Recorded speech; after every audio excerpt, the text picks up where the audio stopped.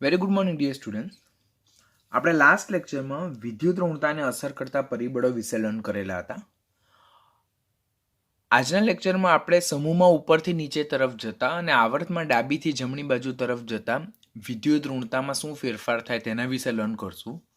અને આપણને જુદા જુદા 4 તત્વો આપેલા હોય ત્યારે તેમને વિદ્યુત ઋણતાના ચડતા ક્રમમાં ઉતરતા ક્રમમાં કોની વિદ્યુત ઋણતા વધારે, કોની વિદ્યુત ઋણતા ઓછી અને વિદ્યુત ઋણતાનો કયો એક્ઝેક્ટ ઓર્ડર છે તેના વિશે લર્ન કરવાનું છે.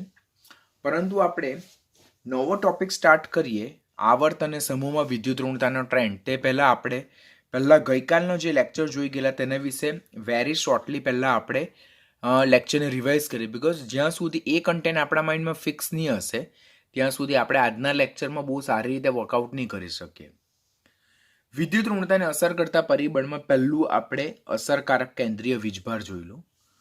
તો મને એક્ઝેક્ટલી ખ્યાલ છે ત્યાં અનુસાર કે વિદ્યુત ઋણતા જે છે તો વિદ્યુત ઋણતા એ અસરકારક કેન્દ્રીય વીજભારના સમપ્રમાણમાં હતું. ખ્યાલ છે ને બધાને કે વિદ્યુત ઋણતા અને અસરકારક કેન્દ્રીય વીજભાર વચ્ચે કેવો સંબંધ છે? સમપ્રમાણનો સંબંધ છે. જેમ અસરકારક કેન્દ્રીય વીજભાર વધારે તેમ જે બંધકારક ઇલેક્ટ્રોન યુગ્મ છે તેને પોતાના તરફ આકર્ષવાની વૃત્તિ વધારે અને તેમ વિદ્યુત ઋણતા ડેફિનેટલી કેવી જોવા મળે? વધારે જોવા મળે.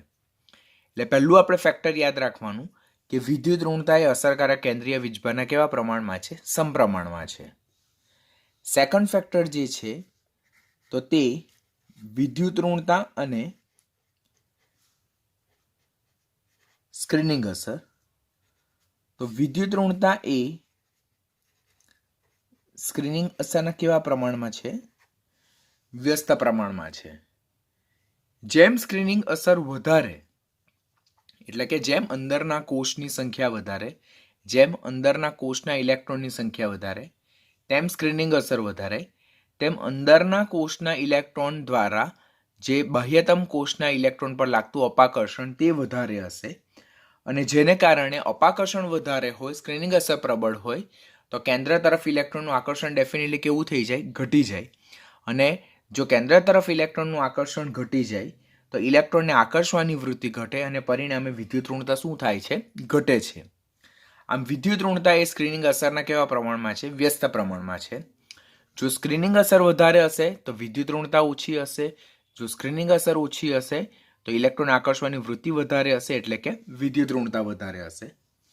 તો થર્ડ મેઇન ઇમ્પોર્ટન્ટ ફેક્ટર જોઈલું તે છે વિદ્યુત ઋણતા ને પરમાણ્વીય ત્રિજ્યા વચ્ચેનો સંબંધ. તો વિદ્યુત ઋણતા એ પરમાણ્વીય ત્રિજ્યાના પણ કેવા પ્રમાણમાં હતું? વ્યસ્ત પ્રમાણમાં હતું. જેમ પરમાણ્વીય ત્રિજ્યા વધારે તેમ વિદ્યુત ઋણતા ઓછી અને જેમ પરમાણ્વીય ત્રિજ્યા ઓછી તેમ વિદ્યુત ઋણતા વધારે. કારણ કે જો જોઈએ આપણે તો અહીંયા પણ આપણે રિલેશન જોયેલું હતું કે પરમાણ્વીય ત્રિજ્યા એ સ્ક્રીનિંગ અસરના સમપ્રમાણમાં હોય છે, જ્યારે અસરકારક કેન્દ્રીય વીજભારના કેવા પ્રમાણમાં હોય છે? વ્યસ્ત પ્રમાણમાં હોય છે. જેમ અસરકારક કેન્દ્રીય વીજભાર વધારે તેમ પરમાણ્વીય ત્રિજ્યા ઓછી અને જેમ પરમાણ્વીય ત્રિજ્યા ઓછી તેમ વિદ્યુત ઋણતા વધારે. એટલે જ વિદ્યુત ઋણતાને ઝેડ ઇફેક્ટ સાથે કેવો સંબંધ છે? સમપ્રમાણનો સંબંધ છે. જેમ સ્ક્રીનિંગ અસર વધારે તેમ પરમાણ્વીય ત્રિજ્યા વધારે. કારણ કે સ્ક્રીનિંગ અસર વધારે હશે તો બાહ્યતમ કક્ષાના ઇલેક્ટ્રોનનું કેન્દ્ર તરફ આકર્ષણ ઓછું હોય, તેમ પરમાણ્વીય ત્રિજ્યા ઓછી હોય. ને જેમ પરમાણ્વીય ત્રિજ્યા ઓછી હોય તેમ વિદ્યુત ઋણતા ડેફિનેટલી કેવી હશે? વધારે હશે. એટલે this are the main 3 factors કે જે આપણે ખાસ લર્ન કરવાના થાય કે જે વિદ્યુત ઋણતાને ખાસ અફેક્ટ કરે. પછી જો ચોથું ફેક્ટર આપણે લર્ન કરીએ તો એ ચોથું ફેક્ટર હતું કે ધન પરમાણુની ઓક્સિડેશન અવસ્થા. તો વિદ્યુત ઋણતા એ ધન આયનના વીજભારના સમપ્રમાણમાં ધન આયનના વીજભારના સમપ્રમાણમાં જેમ ધન આયનનો વીજભાર વધતો જાય, બરાબર, તેમ વિદ્યુત ઋણતા ડેફિનેટલી કેવી થતી જાય? વધતી જાય. મારી પાસે એમ છે, એમાંથી મારી પાસે એમ પ્લસ છે, એમ પ્લસ 2 છે, એમ પ્લસ 3 છે. તો જો હું એમથી એમ પ્લસ 3 જાઉં તેમ કદ ઘટતું જાય, ને કદ ઘટતું જાય તેમ ઇલેક્ટ્રોન આકર્ષવાની વૃત્તિ વધતી જાય, બીકોઝ ઝેડ ઇફેક્ટ વધતી જાય.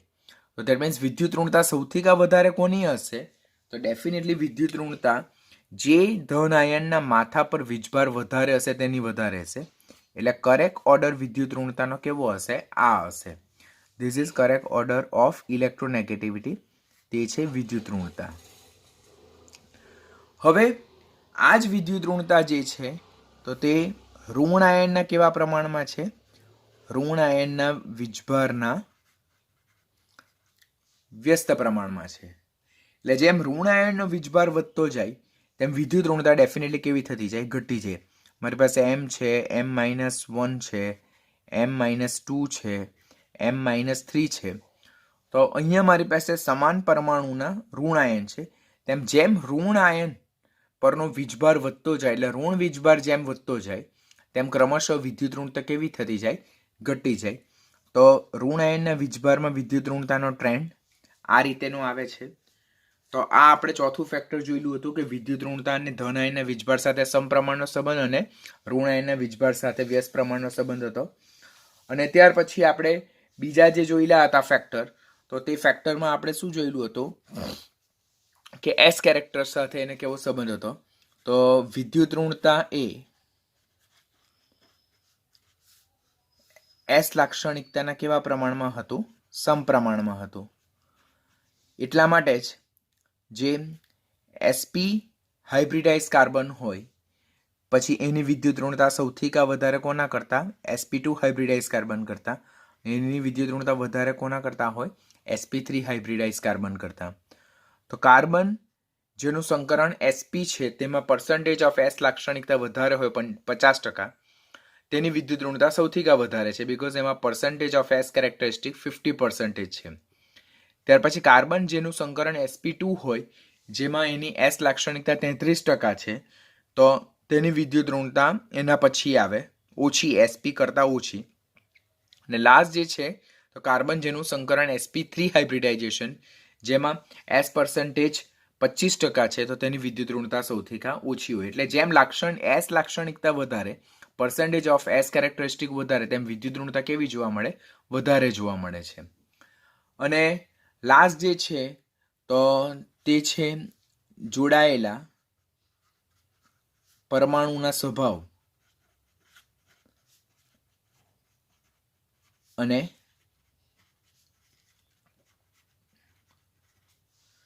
સંખ્યા પર. તો તેનું આપણે બે ઉદાહરણ જોયું હતું. પહેલું ઉદાહરણ આ રીતેનું હતું કે એકમાં કાર્બન સાથે ફ્લોરિન જોડાયેલા હતા અને અહીંયા બ્રોમિન હતું, અને એકમાં હાઇડ્રોજન હતું અને બ્રોમિન હતું. તો અહીંયા કાર્બન સાથે જોડાયેલ તત્વ ફ્લોરિન હતું જેની વિદ્યુત ઋણતા વધારે હોવાથી બંધકારક ઇલેક્ટ્રોન યુગ્મ કોના તરફ આકર્ષાય? ફ્લોરિન તરફ હોય, જે આને +3 વીજભાર આપે. ફ્લોરિનનો -1, -1, અને એના બેઝ પરથી અહીંયા કાર્બનને +3 વીજભાર મળે, અને અહીંયા બ્રોમિનનો પણ -1, તો અહીંયા કાર્બનનો પ્લસ વીજભાર કેવો હોય? +4. અને પરિણામે જ્યારે આની સાપેક્ષમાં કાર્બન સાથે અહીંયા જ્યારે હાઇડ્રોજન જોડાય તો આ જે કાર્બન છે તેની વિદ્યુત ઋણતા આ કાર્બનની સાપેક્ષમાં કેવી હોય? ઓછી હોય. એટલે જે તે તત્વ સાથે જોડાનારા જે અન્ય તત્વો છે તેની સંખ્યા અને તેના સ્વભાવ પર પણ વિદ્યુત ઋણતા ડિપેન્ડન્ટ છે, બીકોઝ વિદ્યુત ઋણતા અલ્ટિમેટલી એ બોન્ડેડ એટમ એટલે કે જોડાયેલા પરમાણુનો ગુણધર્મ છે. ઇન્ડિવિજ્યુઅલ એટમ, ધેટ મીન્સ કે આઇસોલેટેડ એટમ કે તટસ્થ પરમાણુ, સ્વતંત્ર પરમાણુની પ્રોપર્ટી નથી. કોઈ તત્વ અન્ય કયા તત્વ સાથે જોડાયેલું છે તેના બેઝ પરથી વિદ્યુત ઋણતા નક્કી કરવામાં આવે. તો these are the factor which affecting the electronegativity. આ આપણે લાસ્ટ લેક્ચરમાં ઓલરેડી લર્ન કરી ચૂકેલા હતા. હવે આના બેઝ પરથી આજનો લેક્ચર સ્ટાર્ટ કરીએ, that is trend of electronegativity in same group as well as the same period.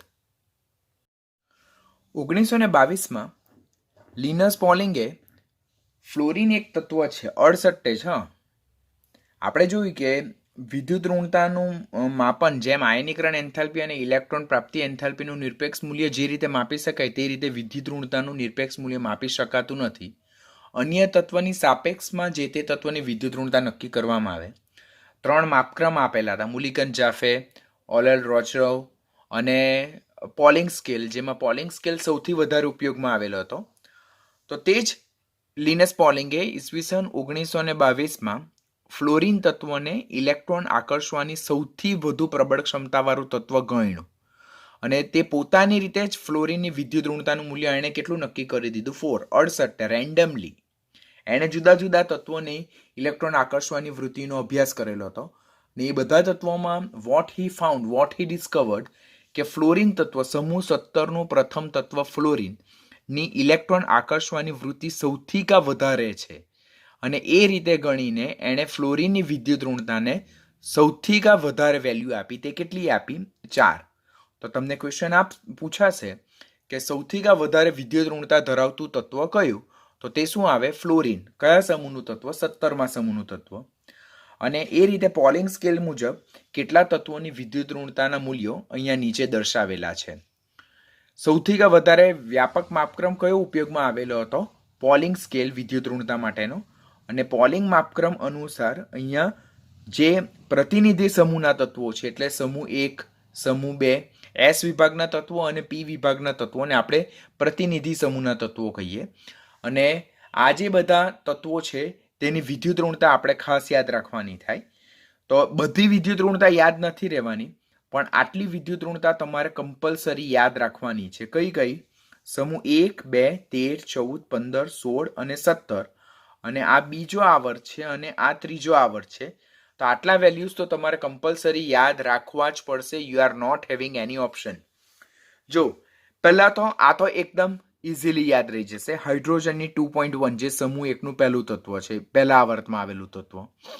પછી લિથિયમ 1, પછી 1.5, 0.5 નું એડિશન, 2, 2.5, 3, 3.5 અને 4. જો અહીંયા 1 અને 1.5 એટલે 0.5 નું એડિશન, અહીંયા પણ 0.5 નું, અહીંયા પણ 0.5 નું, અહીંયા પણ 0.5 નું, અહીંયા પણ 0.5 નું અને અહીંયા બી 0.5. એટલે લિથિયમની 1 યાદ રાખો, ફ્લોરિનની 4 યાદ રાખો, પછી બધામાં 1.5 માં એટલે 0.5 પ્લસ કરતા જાઓ. તો લિથિયમથી ફ્લોરિન સુધીની બધાની વિદ્યુત ઋણતા તમને રેન્ડમલી યાદ રહી જ જવાની છે. લિથિયમની 1 યાદ રાખો, ફ્લોરિનની 4 યાદ રાખો અને અહીંયાથી 0.5 નું એડિશન યાદ રાખો. તો 1.5, 0.5 એડ કરો એટલે 2, 0.5 એડ કરો 2.5, 0.5 એડ કરો એટલે 3, 0.5 એડ કરો એટલે 3.5, 0.5 એડ કરો એટલે 4. તો આટલા તત્વોની વિદ્યુત ઋણતા યાદ રહી ગઈ. ત્યાર પછી લિથિયમ પછી આવે સોડિયમ. તો સોડિયમની યાદ રાખવાની 0.9. હવે એ 0.9 છે તેમાં 0.3 એડ કરો. તો અહીંયા 0.3 તો 1.2. એમાં 0.3 એડ કરો તો 1.5. એમાં 0.3 એડ કરો તો 1.8. એમાં 0.3 એડ કરો તો 2.1.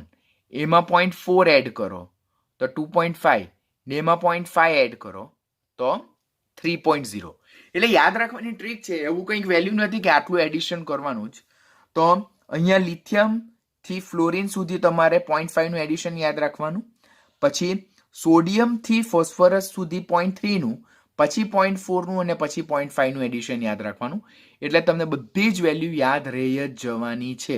ફ્લોરિન પછી ક્લોરિનની પણ તમને યાદ રહી જશે કે 4 છે તો આની 3 યાદ રાખવાની, આની 3.5 છે તો આની 2.5 છે. એટલે સ્ટુડન્ટ, હું તમને બધી વિદ્યુત ઋણતા યાદ રાખવા માટે નથી કહેવાનો, પણ હું તમારી પાસે ડેફિનેટલી એટલું એક્સપેક્ટ કરીશ કે તમને બીજા આવર્તના તત્વો, ત્રીજા આવર્તના તત્વો અને હાઇડ્રોજનની વિદ્યુત ઋણતાના વેલ્યુઝ તો કમ્પલસરી યાદ રહેવા જોઈએ જ. Compulsory, any how, any cost. બરાબર? તો એટલા વિદ્યુત ઋણતાના વેલ્યુઝ જો તમને યાદ રહી જાય તો એના બેઝ પરથી, કારણ કે આપણને નીટની એક્ઝામમાં તત્વોને તેમના વિદ્યુત ઋણતાના ચડતા ક્રમમાં અને ઉતરતા ક્રમમાં અરેન્જ કરવા માટે કહે, તો જ્યારે આપણને આ નંબર યાદ રહે તો એના પરથી ડેફિનેટલી આપણે તત્વોને increasing decreasing order or which one having highest, which one having lowest, which one having minimum, which one having maximum, તે આપણે ડિસાઇડ કરી શકીએ. તો at least you need to remember these many elements. કેટલા તત્વો છે? 1, 2, 3, 4, 5, 6, 7. દુ 14 ને 1 15 તત્વોની વિદ્યુત ઋણતા તમારે યાદ રાખવાની. બહુ જ ઇઝી છે. લિથિયમની એક યાદ રાખો, ફ્લોરિનની 4, 0.5 નું એડિશન. પછી ફ્લોરિન પછી ક્લોરિન 1 નંબર ઓછો એટલે અહીંયા 4 છે તો અહીંયા 3. અહીંયા ઓક્સિજન 3.5 છે તો 1 ઓછો એટલે 2.5. પછી સોડિયમથી ફોસ્ફરસ તરફ કેટલાનું એડિશન? 0.3 નું એડિશન. 0.9, 0.3 એડ કરો 1.2, 0.3 એડ કરો 1.5, 0.3 એડ કરો 1.8, 0.3 એડ કરો 2.8. એકદમ ઇઝીલી યાદ રહી ગયું. જ્યારે વિદ્યુત ઋણતાને બેઝ પર એક્સરસાઇઝ સોલ્વ કરાવીશ ત્યારે આ સિક્વન્સ હું તમને પાછું સમજાવીશ કેવી રીતે યાદ રાખવાનું છે તે. તો જો જનરલી આપણે આવર્તમાં ડાબીથી જમણી બાજુ તરફ જઈએ તો જો વિદ્યુત ઋણતાના વેલ્યુઝ ક્રમશઃ કેવા થતા જાય છે? વધતા જાય છે. સેમ બીજા આવર્તમાં પણ એવું જ છે કે આવર્તમાં ડાબીથી જમણી બાજુ તરફ જતા વિદ્યુત ઋણતાના વેલ્યુઝ ક્રમશઃ વધે છે. 0.9, 1.2, 1.5, 1.8, 2.1, 2.5 અને 3.0. એટલે આપણને આના બેઝ પરથી એટલું ખબર પડી ગયું કે આવર્તમાં ડાબીથી જમણી બાજુ તરફ જતા વિદ્યુત ઋણતા શું થાય છે? વધવાનું વલણ દર્શાવે છે. સમૂહમાં ઉપરથી નીચે તરફ જતા શું થાય છે તે જોઈએ આપણે. તો 1 છે, 0.9, 0.8, 0.8 અને 0.7. તો સમૂહમાં ઉપરથી નીચે તરફ જતા વિદ્યુત ઋણતા ક્રમશઃ ઘટવાનું વલણ દર્શાવે. ફ્લોરિનમાં જોઈએ આપણે તો 4, 3, 2.8, 2.5, 2.2. તો as we go down in a same group, સમાન સમૂહમાં ઉપરથી નીચે તરફ જતા વિદ્યુત ઋણતા ક્રમશઃ શું થાય છે? ઘટવાનું વલણ દર્શાવે છે. જો અહીંયાથી વેલ્યુઝ જોતા આ ટેબલમાંથી તમારે કેટલું યાદ રાખવાનું છે? આ જે બીજો આવર્ત છે અને ત્રીજો આવર્ત છે તેના તત્વોની વિદ્યુત ઋણતા યાદ રાખવાની છે. પછી બીજું સ્ટેટમેન્ટ યાદ રાખવાનું કે આવર્તમાં ડાબીથી જમણી બાજુ તરફ જતા વિદ્યુત ઋણતા વધવાનું વલણ દર્શાવે. સમૂહમાં ઉપરથી નીચે તરફ જતા વિદ્યુત ઋણતા ઘટવાનું વલણ દર્શાવે. સૌથી કોઈ પણ આવર્ત હોય, કોઈ પણ આવર્તમાં સૌથી વધારે વિદ્યુત ઋણતા સમૂહ 17 ની છે. જો આપણે સમાન આવર્ત કરીએ તો આવર્ત બીજું છે, તો આ ધીસ ઇઝ આવર્ત નંબર 2. આવર્ત 2 ના તત્વો છે. તો તેમાં જો તમારી પાસે પહેલો સમૂહ છે, તમારી પાસે 17મો સમૂહ છે, તો કયા સમૂહની વિદ્યુત ઋણતા સૌથી વધારે? તો સમૂહ 1 ના તત્વની 1.0, સમૂહ 17 ના તત્વની 4.0. હું ત્રીજા આવર્ત વિશે પણ વાત કરું તો સમૂહ 1 ના તત્વની 0.9, સમૂહ 17 ના તત્વની 3. તો કોઈ પણ આવર્તમાં સૌથી વધારે વિદ્યુત ઋણતા કયા સમૂહની જોવા મળે? 17મા સમૂહની. સ્ટેટમેન્ટ યાદ રાખો. કોઈ પણ આવર્તમાં સૌથી વધારે વિદ્યુત ઋણતા સમૂહ 17ની જોવા મળે અને કોઈ પણ આવર્તમાં સૌથી ઓછી વિદ્યુત ઋણતા સમૂહ 1 ના તત્વોની જોવા મળે. માટે સમૂહ 1 ના તત્વોને પ્રબળ વિદ્યુત ધનમય તત્વો કહેવાય. વિદ્યુત ઋણતા ઓછી છે, ધેટ મીન્સ ઇલેક્ટ્રોન આકર્ષવાની વૃત્તિ તેમની ઓછી છે, માટે તેઓ પ્રબળ વિદ્યુત ધનમય તત્વો છે. સક્રિય અતિ સક્રિય ધાતુ તત્વો છે. સમૂહ 17 ના તત્વોની વિદ્યુત ઋણતા સૌથી હાઈએસ્ટ છે, માટે તેમની વિદ્યુત ઋણતા હાઈએસ્ટ હોવાથી તેમની ઇલેક્ટ્રોન આકર્ષીને વિદ્યુત ઋણમય સ્વભાવ સૌથી વધારે. તો સૌથી પ્રબળ વિદ્યુત ઋણમય તત્વો સમૂહ 17 ના તત્વો, માટે એમને સક્રિય અધાતુ તત્વો કહેવામાં આવે. સમૂહ 1 ના તત્વોને અતિ સક્રિય ધાતુ તત્વો, સમૂહ 17 ના તત્વોને અતિ સક્રિય અધાતુ તત્વો. તેઓ પ્રબળ વિદ્યુત ઋણમય તત્વો, તેઓ પ્રબળ વિદ્યુત ધનમય તત્વો. સૌથી વધારે વિદ્યુત ઋણતા ધરાવતું તત્વ કયું? તો ફ્લોરિન. જો સૌથી વધારે વિદ્યુત ઋણતા ધરાવતો સમૂહ 17. સૌથી ઓછી વિદ્યુત ઋણતા ધરાવતો સમૂહ 1. સૌથી પ્રબળ વિદ્યુત ધનમય તત્વ સમૂહ 1. સૌથી સક્રિય ધાતુ તત્વો સમૂહ 1. સૌથી પ્રબળ વિદ્યુત ઋણમય તત્વો સમૂહ 17. સૌથી સક્રિય અધાતુ તત્વો સમૂહ 17. અને તેમાં પણ નીચેનામાંથી કયા તત્વની વિદ્યુત ઋણતા સૌથી હાઈએસ્ટ છે? તો ફ્લોરિન. જો તેની વિદ્યુત ઋણતાનું મૂલ્ય 4 છે. જ્યારે સૌથી લોએસ્ટ વિદ્યુત ઋણતા ધરાવતું તત્વ કયું છે? સીઝિયમ, જેની વિદ્યુત ઋણતા 0.7 છે. અહીંયા બધા જ તત્વો આપેલા છે. જો હાઈએસ્ટ વિદ્યુત ઋણતા ફ્લોરિનની છે 4, લોએસ્ટ વિદ્યુત ઋણતા સીઝિયમની છે કેટલી? 0.7. તો આટલું ટેબલ જોતા આપણને ખબર પડે કે સમૂહ 1 જે આવર્તમાં સૌથી ડાબી બાજુએ આવેલા છે, સૌથી ડાબી બાજુએ, તો સૌથી ડાબી બાજુએ આવેલા સમૂહ 1 ના તત્વોની વિદ્યુત ઋણતા સૌથી ઓછી જોવા મળે, જ્યારે સૌથી જમણી બાજુએ આવેલા સમૂહ 17 ના તત્વોની વિદ્યુત ઋણતા સૌથી વધારે જોવા મળે. સૌથી વધારે વિદ્યુત ઋણતા ધરાવતું તત્વ ફ્લોરિન, સૌથી ઓછી વિદ્યુત ઋણતા ધરાવતું તત્વ સીઝિયમ છે. આમ જો આપણે વાત કરીએ તો સૌથી વધુ વિદ્યુત ઋણતા સમૂહ 17ની અને તેનું કયું તત્વ ફ્લોરિન કે જે સૌથી પ્રબળ વિદ્યુત ઋણમય તત્વ છે અને સૌથી સક્રિય અધાતુ તત્વ છે. જ્યારે સૌથી ઓછી વિદ્યુત ઋણતા ધરાવતા સમૂહ કયો સમૂહ 1 તેમાં પણ કયું સીઝિયમ કે જે સૌથી ઓછી વિદ્યુત ઋણતા ધરાવતું તત્વ છે અને તે સૌથી પ્રબળ વિદ્યુત ધનમય તત્વ અને સૌથી સક્રિય ધાતુ તત્વ. હવે ફ્લોરિનની વિદ્યુત ઋણતા સૌથી કા વધારે છે એટલે એની ઇલેક્ટ્રોન આકર્ષવાની વૃત્તિ સૌથી કા વધારે છે, માટે એ સૌથી પ્રબળ વિદ્યુત ઋણમય તત્વ. અને જેની વિદ્યુત ઋણતા વધારે હોય તો તેવા તત્વો શું કહેવાય અધાતુ તત્વ. તો હવે ક્વેશ્ચન પૂછાય સૌથી સક્રિય અધાતુ તત્વ કયું? સૌથી સક્રિય અધાતુ તત્વ તો ફ્લોરિન. અને સીઝિયમની વિદ્યુત ઋણતા સૌથી ઓછી, જો સૌથી ઓછી વિદ્યુત ઋણતા સમૂહ 1ની અને સમૂહ 1માં પણ સૌથી ઓછી વિદ્યુત ઋણતા કોની? સમૂહ 1માં આવેલું છેલ્લું તત્વ સીઝિયમની. ફ્રાન્સિયમ રેડિયો સક્રિય છે તો સીઝિયમની, માટે સીઝિયમ જે છે તો તેની વિદ્યુત ઋણતા સૌથી ઓછી છે, માટે એ સૌથી પ્રબળ વિદ્યુત ધનમય તત્વ. એની વિદ્યુત ઋણતા સૌથી ઓછી એટલે ઇલેક્ટ્રોન આકર્ષવાની વૃત્તિ સૌથી ઓછી એટલે એની વિદ્યુત ધનમય લાક્ષણિકતા ઇલેક્ટ્રોપોઝિટિવ કેરેક્ટરિસ્ટિક સૌથી કા વધારે, માટે એ સૌથી સક્રિય ધાતુ તત્વ. જેની વિદ્યુત ઋણતા ઓછી હોય, ઇલેક્ટ્રોન આકર્ષવાની વૃત્તિ ઓછી હોય, ડોનેટ કરવાની વૃત્તિ વધારે હોય તો તે ધાતુ તત્વ. આપણે સીઝિયમની આયનીકરણ એન્થાલ્પી પણ સૌથી કા ઓછી જોયેલી હતી, એટલે ઇલેક્ટ્રોન ગુમાવીને ધન આયન બનાવવાની વૃત્તિ પણ સૌથી કા વધારે કોની હતી? સીઝિયમની.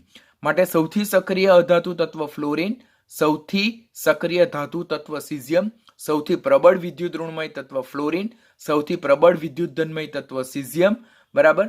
અને સૌથી વધુ વિદ્યુત ઋણતા સમૂહ 17ની અને સૌથી ઓછી વિદ્યુત ઋણતા એ સમૂહ 1ની જોવા મળે છે. હવે આ વેલ્યુઝ પાઉલિંગ સ્કેલ પ્રમાણે હતા. હવે એના બેઝ પરથી આપણે આવર્તમાં અને સમૂહમાં શું ફેરફાર આવે છે તેના રિલેટેડ ડિસ્કશન કરીએ. આવર્ત કોષ્ટકમાં જો વિદ્યુત ઋણતાનો સ્વભાવના રિલેટેડ ડિસ્કશન કરીએ તો અત્યારે જ આપણે પોલિંગ સ્કેલ મુજબ જોયું કે આવર્તમાં આપણે ડાબી બાજુથી જમણી બાજુ તરફ જઈએ તેમ વિદ્યુત ઋણતા ક્રમશઃ શું વલણ દર્શાવે છે? વધવાનું વલણ દર્શાવે. તો સૌથી ડાબી બાજુએ સમૂહ 1ના તત્વો છે, સૌથી જમણી બાજુએ સમૂહ 18ના તત્વો છે. સમૂહ 18ના તત્વોની વિદ્યુત ઋણતા જનરલી 0 સ્વીકારવામાં આવે. શા માટે 0 સ્વીકારવામાં આવે?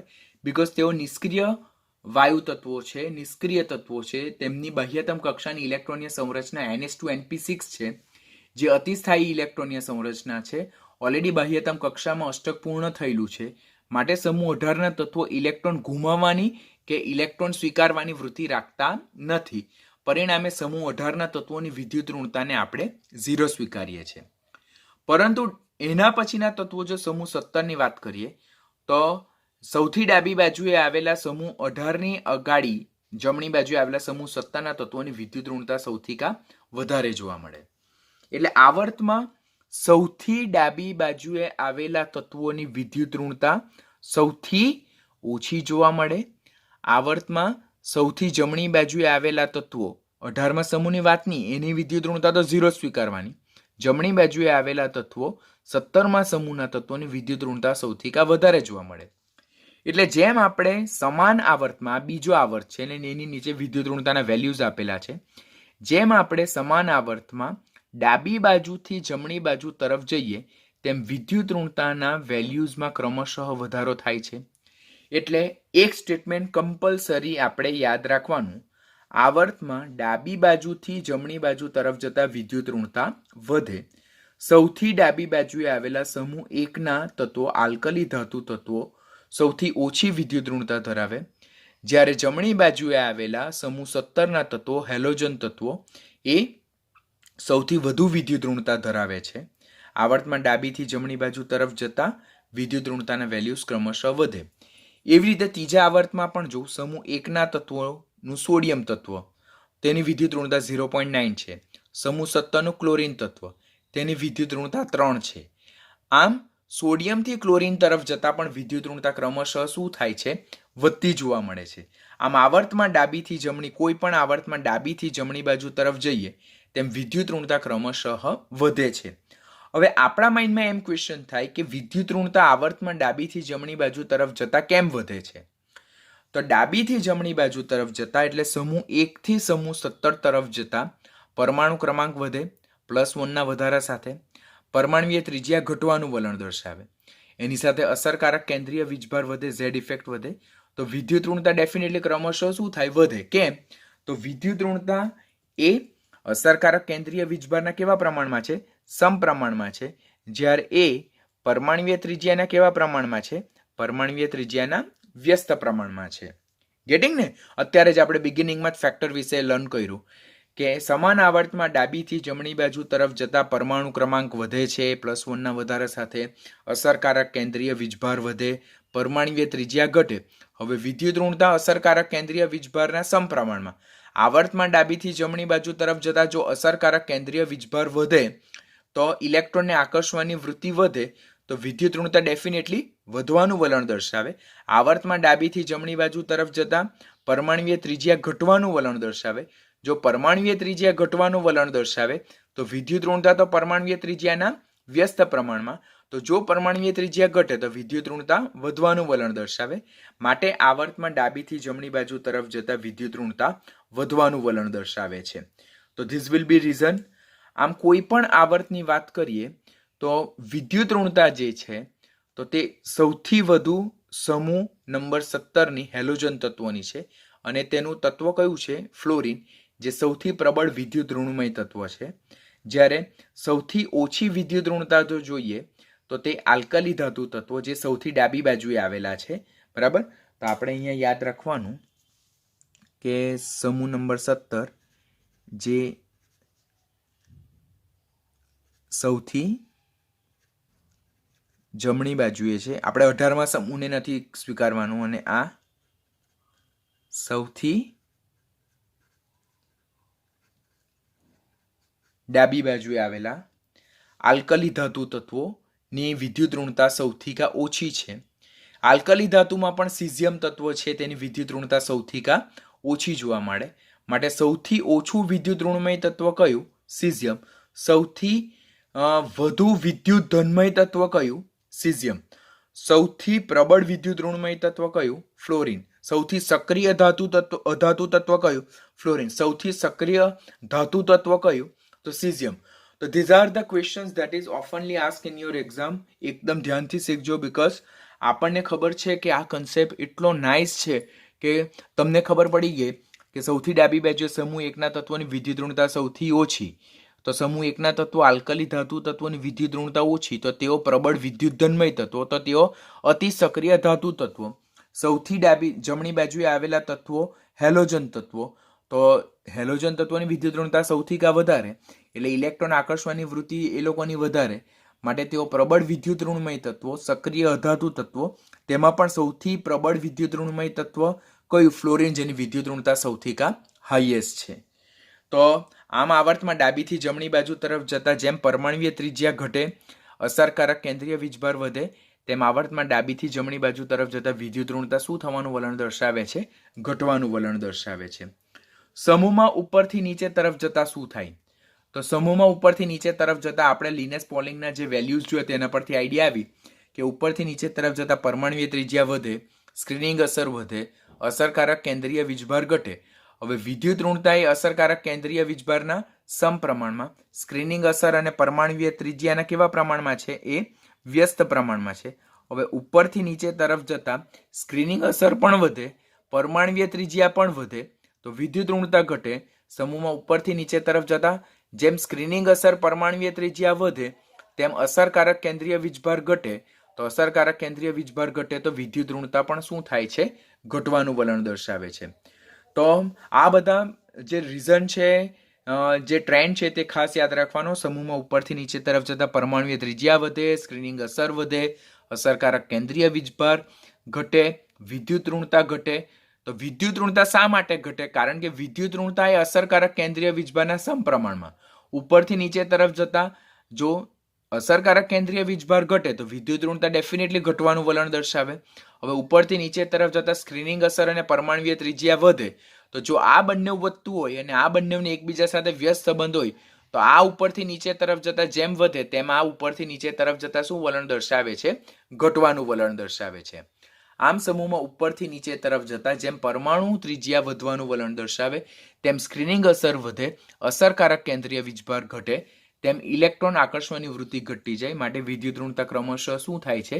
ઘટવાનું વલણ દર્શાવે. સમૂહ 1 ની વાત કરીએ તો લિથિયમ તત્વ જો જેની વિદ્યુત ઋણતા સમાન આવર્તમાં બીજા આવર્તમાં સૌથી ઓછી અને લિથિયમથી સિઝિયમ તરફ જઈએ તેમ વિદ્યુત ઋણતા હજુ પણ શું થાય છે? ઘટવાનું વલણ દર્શાવે. માટે સમૂહ 1 નું છેલ્લું તત્વ સિઝિયમ, નોટ ફ્રાન્સિયમ. ફ્રાન્સિયમ રેડિયો સક્રિય તત્વો છે એટલે એના રિલેટેડ હજુ વધારે ડિટેલ સ્ટડી થઈ નથી. તો સિઝિયમ કે જેની વિદ્યુત ઋણતા ઓછી છે, સૌથી ઓછી આવર્ત કોષ્ટકમાં સૌથી ઓછી વિદ્યુત ઋણતા ધરાવતું તત્વ કયું? સિઝિયમ. જો તમને ફ્રાન્સિયમ આપે તો સાચો આન્સર ફ્રાન્સિયમને ગણવાનો, પણ ફ્રાન્સિયમ નહીં આપે ને સિઝિયમ ગણે તો સાચો આન્સર કોને ગણવાનો? સિઝિયમ, જેની વિદ્યુત ઋણતા સૌથી ઓછી છે. માટે સિઝિયમ એ સૌથી ઓછું વિદ્યુત ઋણમય તત્વ, સૌથી પ્રબળ વિદ્યુત ધનમય તત્વ અને સૌથી સક્રિય ધાતુ તત્વ છે. તે કયું છે? સિઝિયમ. તો આપણે આવર્ત અને સમૂહની ડિસ્કશન કર્યું. આમ જુદા જુદા સમૂહમાં ઉપરથી નીચે તરફ જતા વિદ્યુત ઋણતા ઘટવાનું વલણ દર્શાવે. જો સમૂહ 1 ની વાત કરીએ તો લિથિયમથી સિઝિયમ તરફ જતા વિદ્યુત ઋણતા ક્રમશઃ ઘટે છે.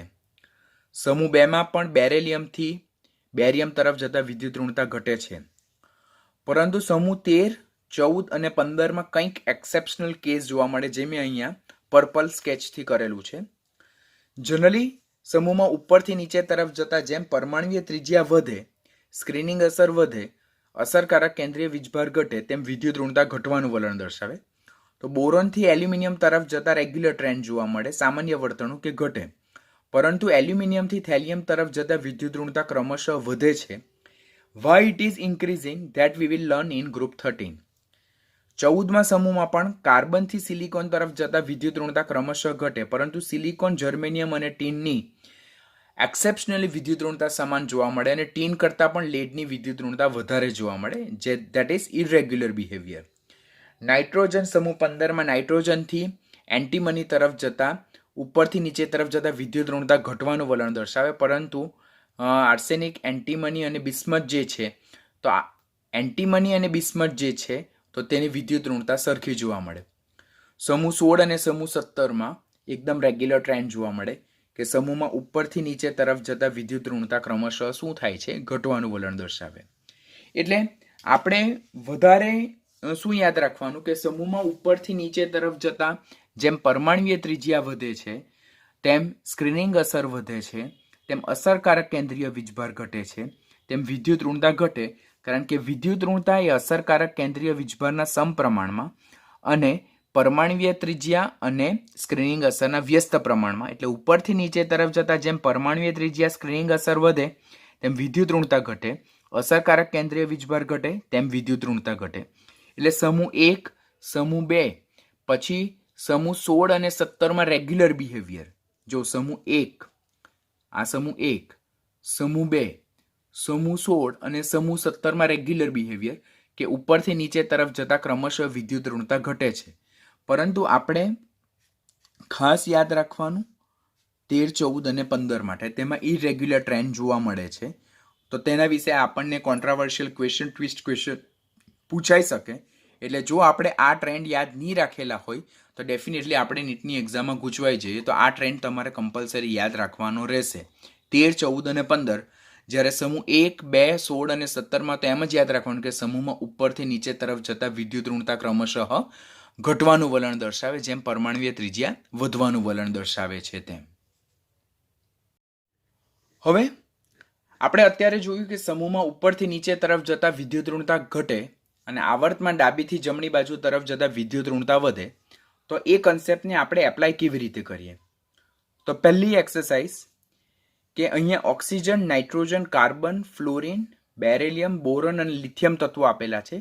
તો તેમને તેમની વિદ્યુત ઋણતાના ચડતા ક્રમમાં ગોઠવો એવું કીધેલું છે.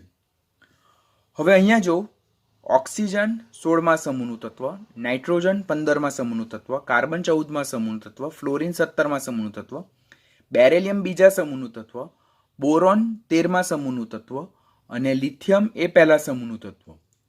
એટલે અહીંયા તત્વો એ તેમના સમૂહના રેગ્યુલર ક્રમમાં ગોઠવાયેલા નથી. બીજો પોઈન્ટ, બધા જ તત્વો જે છે તો તે બીજા આવર્તના તત્વો છે. આ દરેક તત્વ શું છે? બીજા આવર્તના તત્વો છે. માટે ફર્સ્ટ આપણી ડ્યુટી શું થાય કે આપણે ક્વેશ્ચનને જો ઇઝી બનાવવો હોય તો તત્વોને આવર્તમાં ડાબીથી જમણી બાજુ તરફ જતા સિક્વન્સમાં ગોઠવીએ. તો પહેલા હું આવર્ત 2, સમૂહ 1, સમૂહ 2, સમૂહ 13, સમૂહ 14, સમૂહ 15, સમૂહ 16 અને સમૂહ 17. પહેલાનું તત્વ લિથિયમ, પછી beryllium, boron, carbon, nitrogen, oxygen અને ફ્લોરિન. વિદ્યુત ઋણતા આપણે અત્યારે જ યાદ રાખી. મેં તમને કીધું કે લિથિયમની વિદ્યુત ઋણતા 1 યાદ રાખવાની, ફ્લોરિનની વિદ્યુત ઋણતા 4 યાદ રાખવાની અને લિથિયમથી ફ્લોરિન તરફ જતા આવર્ત 2માં 0.5 નું એડિશન કરતા જવાનું. એટલે 1.5, 2, 2.5, 3 અને 3.5. તો હવે જો કે ડાબીથી જમણી બાજુ તરફ જતા વિદ્યુત ઋણતા શું થાય છે? વધતી જાય. એટલે તેમની વિદ્યુત ઋણતાનો કરેક્ટ ઓર્ડર આ રીતે આવશે. હવે એમાં એ લોકો તમને કાર્બન, નાઇટ્રોજન, ઓક્સિજન, ફ્લોરિન પણ આપે, બોરોન, કાર્બન, નાઇટ્રોજન, ઓક્સિજન भी આપે, બેરેલિयम, बोरोन, कार्बन, नाइट्रोजन भी આપે, और આ 4 તત્વો भी આપે, और लिथियम भी આપે, नाइट्रोजन भी આપે, ऑक्सीजन भी આપે, फ्लोरिन भी આપે. તો તમારે આ જ સિક્વન્સમાં ક્વેશ્ચન સોલ્વ કરવાનો થશે.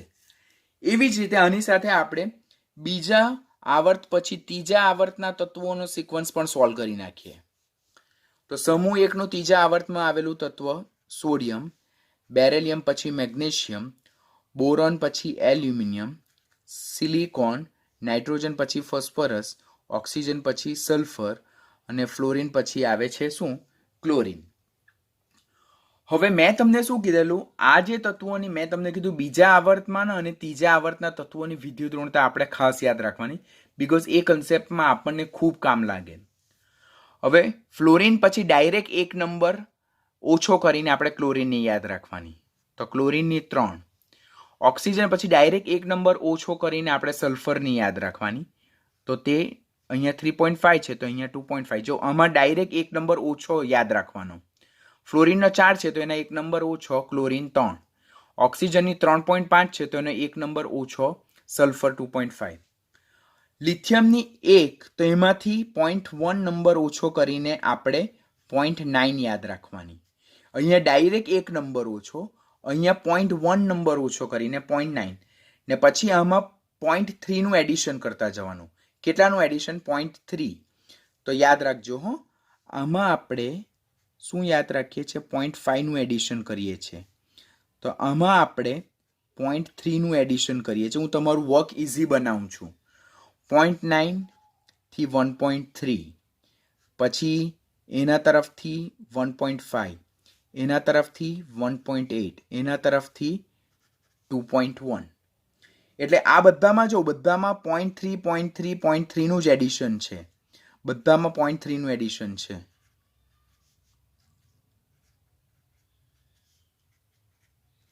જ્યારે આ બધામાં 0.5 નું એડિશન છે. તો તે આપણે યાદ રાખવાનું છે.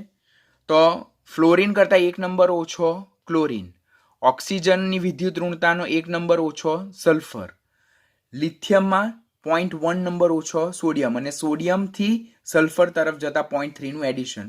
તો આ પ્રમાણે પણ જોઈએ તો જો સોડિયમથી લઈને ક્લોરિન તરફ જતા વિદ્યુત ઋણતા ક્રમશઃ શું વલણ દર્શાવે છે? વધવાનું વલણ દર્શાવે. તો એવી જ રીતે એ લોકો તમને આ સિલિકોન, ફોસ્ફરસ, સલ્ફર અને ક્લોરિન 4 તત્વો આપે, और एल्यूमिनियम, सिलिकॉन, फॉस्फरस, सल्फर આપે, और ક્લોરિન, સલ્ફર, ફોસ્ફરસ, સોડિયમ એવા તત્વો આપે.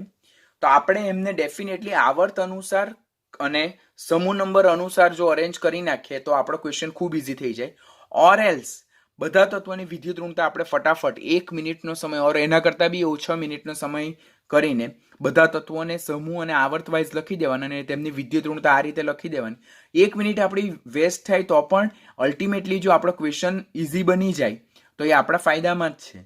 તો આપણે શું કરવાનું કે આ બીજા આવર્તમાં અને ત્રીજા આવર્તના કોઈ પણ સમૂહના તત્વોની વિદ્યુત ઋણતા વિશે જો ક્વેશ્ચન પૂછવામાં આવે તો આપણે અહીંયા જે રીતે એક્સરસાઇઝ યાદ રાખી વિદ્યુત ઋણતાને લખવાની કે અહીંયા 1 લખી, પછી અહીંયાથી 0.5નું એડિશન કરતાં કરતાં 4 પહોંચ્યા, પછી આમાંથી 1 ઓછો ને 3, આમાંથી 1 ઓછો ને 3, આમાંથી 0.1 ઓછો ને 0.9 ને આમાંથી 0.3નું એડિશન કરીને 2.5. તો એ પ્રમાણે બધા તત્વોની વિદ્યુત ઋણતા લખી દો અને પછી એના બેઝ પરથી તમે ક્વેશ્ચન સોલ્વ કરો તો ડેફિનેટલી વિદ્યુત ઋણતાનો ક્વેશ્ચન તમારા માટે ખૂબ જ સરળ બની જશે. આનાથી ઇઝી ટ્રીક બીજી કોઈ પણ નથી વિદ્યુત ઋણતાના ક્વેશ્ચનને સોલ્વ કરવાની. તો guys be very much careful. Exercise 2 કે જેમાં આપણને 4 તત્વો આપેલા છે ક્લોરીન, બ્રોમિન, આયોડિન અને ફ્લોરિન. તો તેમને તેમની વિદ્યુત ઋણતાના ઉતરતા ક્રમમાં ગોઠવો એવું કીધેલું છે. હવે જો આ ક્વેશ્ચન તો ખૂબ જ સરળ છે. કેમ સરળ? તો ક્લોરીન, બ્રોમિન, આયોડિન અને ફ્લોરિન એ કયા સમૂહના તત્વો છે? તો 17મા સમૂહના તત્વો છે. તો 17મા સમૂહના તત્વોનો સમૂહમાં ઉપરથી નીચે તરફ જવાનો ટ્રેન્ડ શું છે? તો ફ્લોરિન, ક્લોરીન, બ્રોમિન અને આયોડિન. સમૂહમાં ઉપરથી નીચે તરફ જતા પરમાણ્વીય ત્રિજ્યા શું થાય? વધે. પરમાણ્વીય ત્રિજ્યા જેમ વધે તેમ સ્ક્રીનિંગ અસર વધે. પરમાણ્વીય ત્રિજ્યા વધે, સ્ક્રીનિંગ અસર વધે, ઝેડ ઇફેક્ટ ઘટે. તો વિદ્યુત ઋણતા શું થવાનું વલણ દર્શાવે? ડિક્રીઝ થવાનું. એટલે fluorine is greater than chlorine is greater than bromine is greater than iodine. ને એસ્ટેટીને આપેલું હોય તો એ પણ આના કરતાં કેવું હશે? ઓછી વિદ્યુત ઋણતા ધરાવતું હશે. માટે સૌથી વધારે વિદ્યુત ઋણતા ધરાવતું 17મા સમૂહનું તત્વ કયું? ફ્લોરિન, જે સૌથી પ્રબળ વિદ્યુત ઋણમય તત્વ, સૌથી સક્રિય અધાતુ તત્વ છે, જેની ઇલેક્ટ્રોન આકર્ષવાની વૃત્તિ સૌથી વધારે અને એની વિદ્યુત ઋણતા સૌથી હાઈએસ્ટ છે. તે કેટલી છે? 4.0 એઝ પર પોલિંગ સ્કેલ. તો આ તો એક જ સમૂહના બધા તત્વો છે એટલે આ પ્રમાણની એક્સરસાઇઝ આપણા માટે ખૂબ ઇઝી થઈ જાય. પરંતુ જો આપણને એક્સરસાઇઝ ટ્વિસ્ટ થાય કઈ રીતે? તો આપણને એક્સરસાઇઝમાં આપણે આપે એવી રીતે એક્સરસાઇઝ નંબર 3 કે જેમાં મને ઓક્સિજન આપે, પછી ફ્લોરિન આપે, મને ક્લોરિન આપે અને સલ્ફર આપે, તેમને તેમની ઇલેક્ટ્રોનેગેટિવિટીના ચડતા ક્રમમાં ગોઠવો.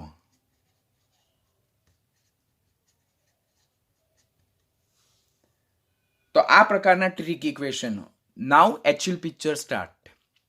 કે હવે જ્યારે ઓક્સિજન અને ફ્લોરિન બીજા આવર્તના તત્વો, પરંતુ આ 16મા સમૂહનું, આ 17મા સમૂહનું, આ 17મા સમૂહનું, આ 16મા સમૂહનું, આ બીજા આવર્તનું તત્વ અને ત્રીજા આવર્તનું તત્વ. એટલે અહીંયા સમૂહ પણ જુદા છે અને આવર્ત પણ જુદા છે. તો ત્યારે એક્સરસાઇઝ જેમ મેં તમને ઇલેક્ટ્રોનેગેટિવિટી અને આયનીકરણ એન્થાલ્પીમાં સમજાવેલી તે અનુસાર, તો પહેલા સમૂહ 16, પછી સમૂહ 17, આવર્ત 2, આવર્ત 3, અહીંયા ઓક્સિજન, અહીંયા સલ્ફર, અહીંયા ફ્લોરિન, અહીંયા ક્લોરિન.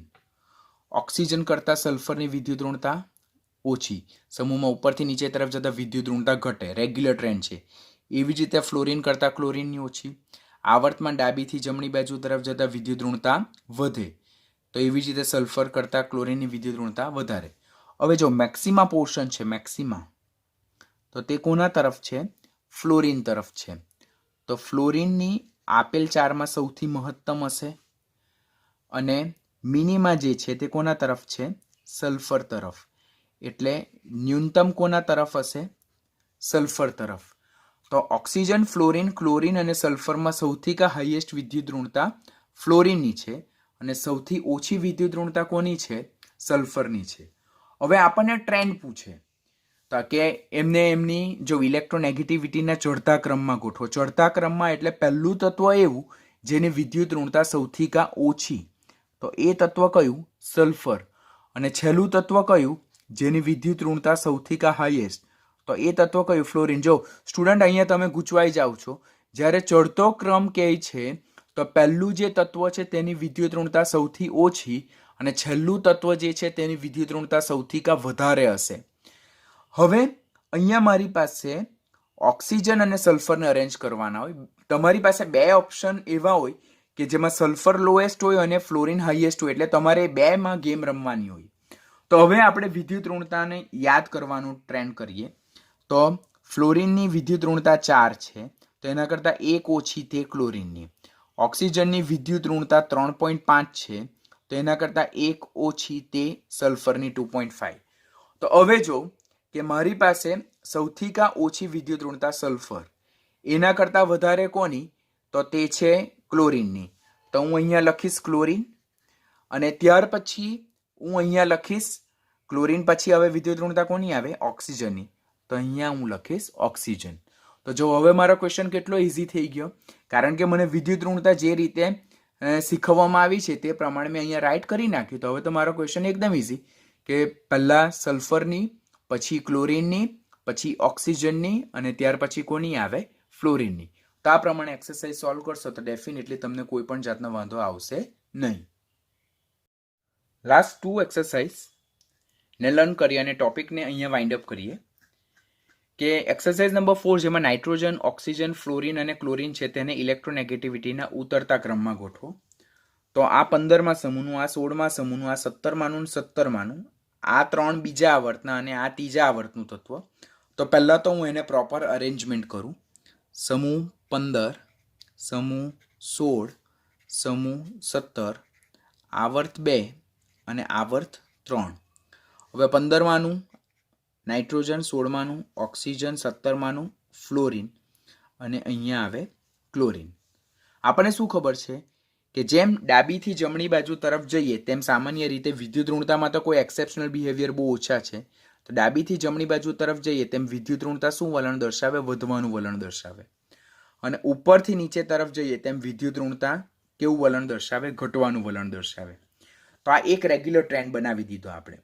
એટલે આ પ્રમાણે જોઈએ તો ફ્લોરિનની સૌથી વધારે આવે. હવે વિદ્યુત ઋણતાના વેલ્યુઝ આપણે યાદ રાખવાના. તો આની વિદ્યુત ઋણતા 4, ક્લોરિનની એના કરતાં 1 ઓછી 3, આના કરતાં 1.5 ઓછી તે ઓક્સિજનની 3.5, એના 0.5 ઓછી આના કરતાં 0.5 ઓછી તે કેટલી? 3. એટલે અહીંયા જો જોઈએ આપણે તો આપણી પાસે અહીંયા સિક્વન્સ શું બની જાય કે ફ્લોરિનની સૌથી હાઈએસ્ટ હોય તો ફ્લોરિન અહીંયા ઉતરતા ક્રમમાં ગોઠવવાની, એટલે કે સૌથી હાઈએસ્ટ ફ્લોરિનની આવે. ત્યાર પછી આપણી પાસે શું આવે? ઓક્સિજનની આવે. અને ત્યાર પછી આપણી પાસે અહીંયા ટ્વિસ્ટ આવે ક્લોરિન અને નાઇટ્રોજન. તો નાઇટ્રોજન એ 15મા સમૂહનું તત્વ છે, ક્લોરિન એ 17મા સમૂહનું તત્વ છે. તો ત્રીજા આવર્તનું તત્વ, બીજા આવર્તનું તત્વ. એટલે એમ જો જોઈએ આપણે તો ક્લોરિન અને નાઇટ્રોજનની વિદ્યુત ઋણતાના વેલ્યુ વાઇઝ એ બંનેને કેવા કન્સિડર કરી શકાય? આપણે ઇક્વલ કન્સિડર કરી શકીએ. એટલે સૌથી વધારે વિદ્યુત ઋણતા ફ્લોરિનની અને ત્યારબાદ સૌથી ઓછી વિદ્યુત ઋણતા કોની આવશે? તો chlorine or nitrogen, because both having a same electronegativity. તો આ ક્વેશ્ચનને પણ આપણે ખાસ યાદ રાખવાનો. પરંતુ એવી ઘણી બધી બુકને રિફર કરીએ તો ઘણી બધી બુકમાં કન્સેપ્ટ એમ મેન્શન કરેલો છે કે ક્લોરિન એ 17મા સમૂહનું તત્વ છે, નાઇટ્રોજન એ 15મા સમૂહનું તત્વ છે. તો નાઇટ્રોજનની સાપેક્ષમાં ક્લોરિનની ઇલેક્ટ્રોન આકર્ષવાની વૃત્તિ વધારે છે, ભલે એ ત્રીજા આવર્તનું તત્વ છે. માટે અહીંયા જો આપણે સિક્વન્સ યાદ રાખીએ તો આપણો સાચો સિક્વન્સ શું બને? Fluorine is greater than oxygen is greater than chlorine is greater than nitrogen. આ આપણો કેવો સિક્વન્સ થાય? સાચો સિક્વન્સ થાય. હવે આ આપણે યાદ નહીં રાખેલું હોય તો આપણે એક્ઝામમાં શું થાય? ગૂંચવાઈ ગઈએ.